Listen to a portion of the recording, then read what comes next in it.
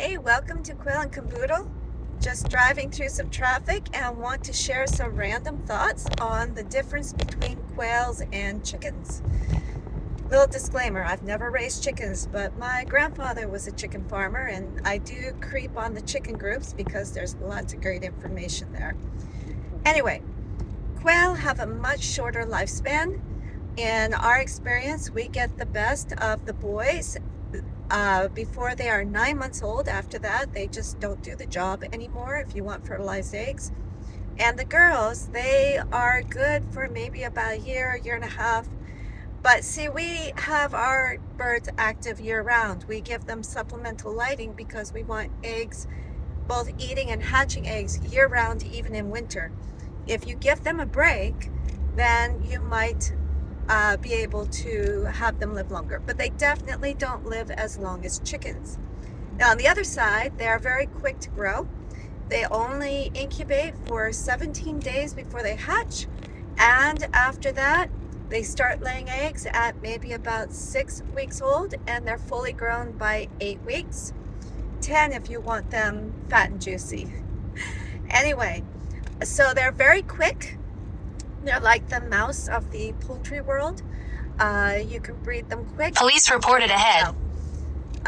Secondly, they're very territorial. I don't know about chickens, but with quails, there's a very strict, you must not have more than one boy for every 5 hens, and give them good hiding places. Otherwise, the boys will compete and literally kill each other. And the girls, well, let's just say when you want to introduce new birds to the flock, you need to do some special measures because they are territorial. What else? Obviously, they're smaller. Their eggs are smaller. We get, it's usually about 5 quail eggs for every chicken egg when you wish to cook with them. And they're, however, more dense in nutrition than a chicken egg. So, and you can keep them in much smaller accommodations. If you're doing a hutch, you can have about 2 birds for every square foot of floor space. If you're doing an aviary, you have a little more flexibility, but you need lots of hiding spaces. They are tasty, and everybody thinks so. So predator proofing is a must. Even rats and mice will attack them, so you need to be very good about predator proofing. They are defenseless. And what else? Small, tasty, predator proofing. I'm sure there's more. I'll think about it. But these are the keynote. Oh, most important consideration. In many places, there are rules and regulations for whether you can keep geese, ducks, or chickens on your property and how many, and it's based on your acreage.